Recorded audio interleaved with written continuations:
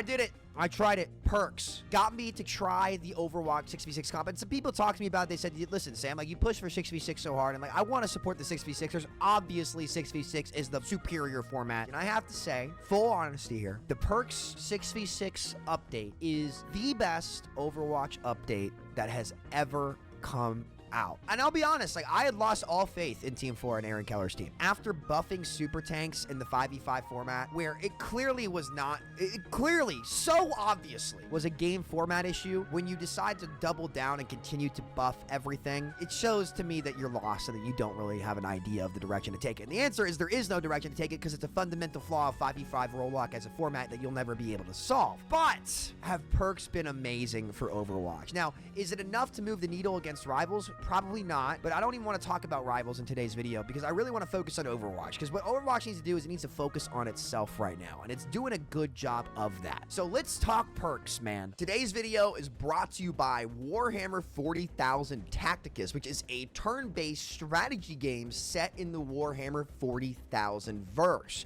There's so many different champions in this game. I think there's over 80 plus legendary champions from 18 different factions, which is super, super cool. So many different champs. You can strategize with other players to go take on different battles. It is super, super cool. A lot of high stakes in the game.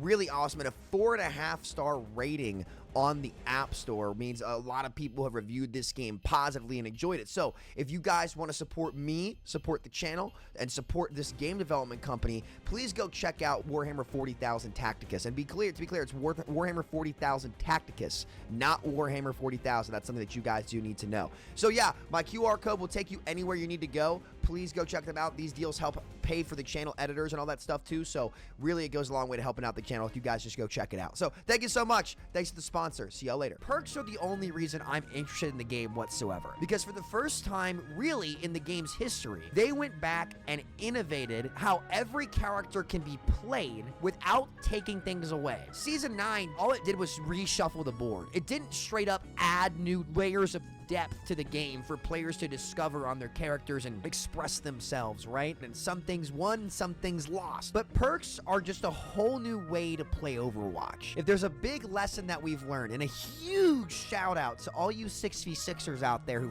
fought for your format and you got it, more is more, man. And this is the first time the Overwatch team has put more into the game. It's the first time that I can actually look at the game and say, you know, that kind of is Overwatch 2. You can choose different styles of play each game to invest into your character.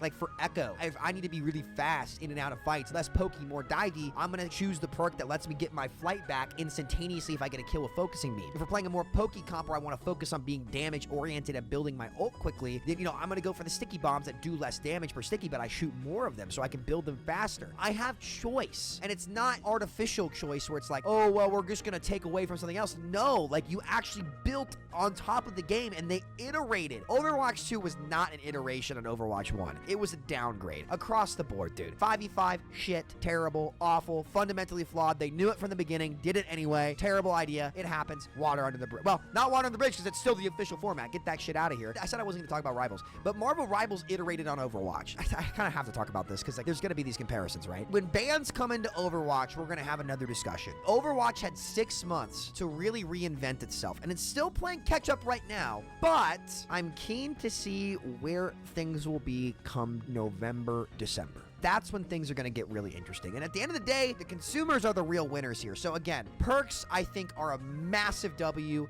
Best update they've ever done, ever, in many, many years. And I would say, like, if you enjoyed Overwatch a lot, I still wouldn't recommend playing it yet because super tanks are still in the game. If you're somebody who stopped playing, or if you just want to get on it and you don't ever want to queue 5v5, I would say it's worth playing. I could never go back to 5v5 roll-lock, ever, after playing this. Let's move this to 6v6 now. I cannot tell you how nice it is to have a Zarya not be able to double push me with 9,000 HP and 2 bubbles and damage that's better than mine as a squishy. That felt like absolute ass, as you can imagine, and there was no way to make tanking fun when you're the solo tank. It's not going to be fun, and you can tell that it's been such a big hit because look at the reaction from streamers, even people playing Rivals, even flats. Shout out to you 6v6ers out there. Like, I have no problem playing the villain. Again, it's not worth being a hero if that's what it meant to be a hero. 6v6 was better, stand on business, and look at the results. It's night and day how much better the game is. It feels like a better version of the original game. Each role has played playmaking capabilities. When a tank pushes me outside of Wrecking Ball, who I'm going to talk about in a bit, I can actually make a play and kill them. And it is so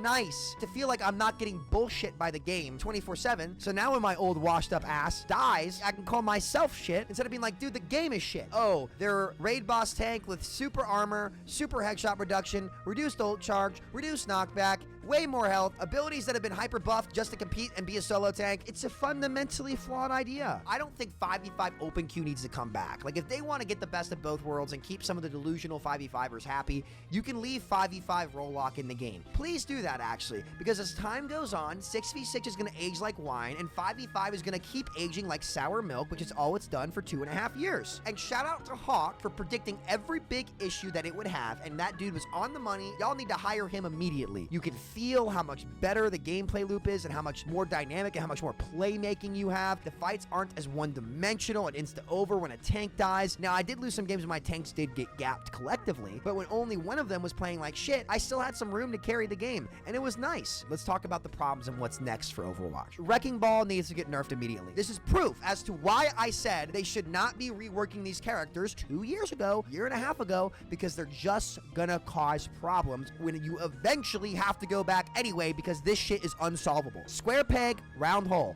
Not gonna work, boys. The least amount of fun I actually had playing against tanks in open queue was Ball. He's unkillable, and it's because the rework he got was designed to make him super flexible as a solo tank, but that's not a role he has to fill in freaking 6v6. You have to nerf him now kind of substantially to make it so that he can actually kind of die. That was really the only issue that I had with an individual character in 6v6. The rest of them actually kind of function just fine. It's crazy how that works, how everybody sat there and said, you're gonna have to rework the 5v5 tanks to work in 6v6. Oh, wait, no, wait, that's so weird that you don't have to do that. It's almost like you can just nerf their abilities and they aren't forced to fit every niche in the game at the same time. Crazy how Queen functioned fine, how Tank Doomfist functions better. It's crazy how those characters actually function better in 6v6 than they did in 5v5.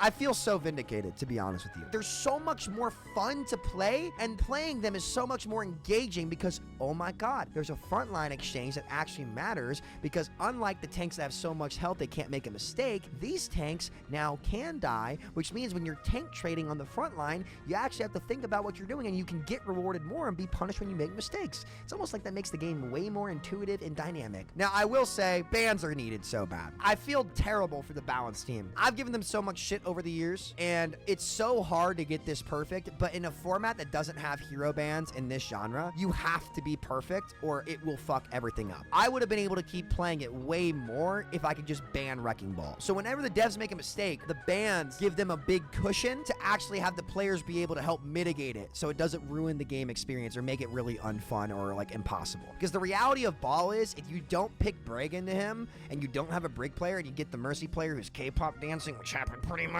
every game, you just lose. So when I see I have a Mercy player on my team, I can ban Ball so she can fly around and do her little K-pop dance while being negative. There's not a DPS in the game I can pick because the Ball has so much health and mobility post his 5v5 rework. There's no play to make against him. Bans are the next step to getting Overwatch back to industry standard, because just to be honest with you, it's still behind. Like, Overwatch 2 set them off course for probably 4 years, because again, like, there was the 2020 years, like the drought period, the foolish commitment to 5v5 that's still to this day having to be undone. I'm not sure what else you need to see really to get rid of 5v5, or like let it be some sub playlist, but 6v6 open queue should be the official format of Overwatch, and with hero bans in the game should be what they do, and it's the way forward. I want to talk about this briefly, and this is a very niche subject, which is why I haven't made videos really talking about it too much, and this is a very high MMR player issue, but they tightened MMR so much for quick play post Overwatch 2 that I literally wait in queue for 6 to 12 minutes, even if I haven't played the game in months, just to get a quick play game, and it's always against the same super sweat sim players, the same people I see every game. I have long queues, and it's like, guys, I'll be on a little Delta 9 THC gummy, blue raz flavored, and I'll be sitting there trying to chill. I can't even play quick play because I'll sit there in queue for literally 10 minutes while it tries to find other top 500 players to queue me against, and they're gonna be sweating out, and I'm just trying to chill, man. It got so bad that I haven't been able to queue quick play in years. So Aaron, if you see this, man, if you want people to play casually, this is a very high elo thing,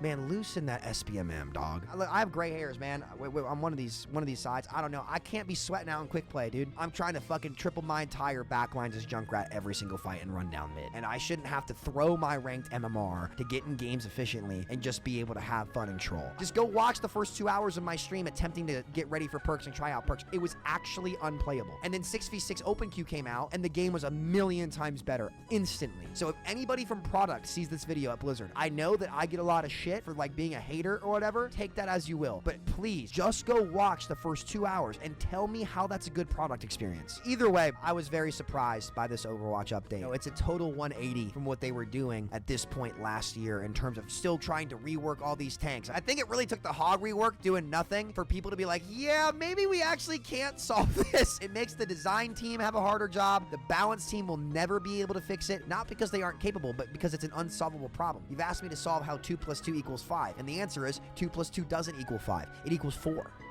Or 22, depending on what state you're from. This is the foundation that Overwatch needs to become an elite game again. It needs to be 6v6. I think Rivals is going to force them to be open queue to make the queue times more competitively. You can have a preferred role that you queue, so you can prefer your roles that you're willing to play in the open queue match, and then they add hero bans. And then I would say Overwatch is actually in a very competitive spot. The competitive rewards look great. Stadium looks great. I think this is the first time in years that I can honestly say holistically, the Overwatch franchise is moving in a positive direction. So, Aaron, when I see you actually stick your neck out in the toughest of situations, in a high-pressure situation where Rivals is kicking ass and you do all this stuff and you nail it, it's a really inspirational thing to see. And when I see stories like that and I see people like that step up to the plate and do well, I really want to be complimentary of them. So, Aaron, I owe you an apology, man. I had lost faith in you. Give up on 5v5, brother. Do yourself the favor. The branding favor, the risk favor, that shit just did not work, man. Forge a good future forward. I'm still more interested in Rivals at the moment than I am Overwatch. I'm excited for Rivals. I've got all my buddies playing it, but I'd be lying to you if I told you that I didn't see the potential in 6v6 open queue with bans and the perk system in Overwatch 2. You guys should be really goddamn proud of yourself, because those are the moments that define you as a person and a leader, and you rose to the occasion. To all you 6v6ers out there, how do those rose-tinted glasses look now? You all could not have been more right. I don't care how much shit gets thrown on our doorstep. You got to stand by what you believe, and don't ever let people try to sell you that less is more. Thank you guys so much for watching. I hope you guys enjoyed the Overwatch update. As for me streaming Overwatch, I don't know. I mean, if they keep 6v6 around, if Rivals gets boring or I'm bored one day, I might jump on, check out the new updates, especially if there's not a Rivals update. Like, I have no problem checking that out. Man, if perks hadn't come out, I was done. This was a game-saving update from the Blizzard team. Thank you guys so much for watching. Catch y'all later. Take care.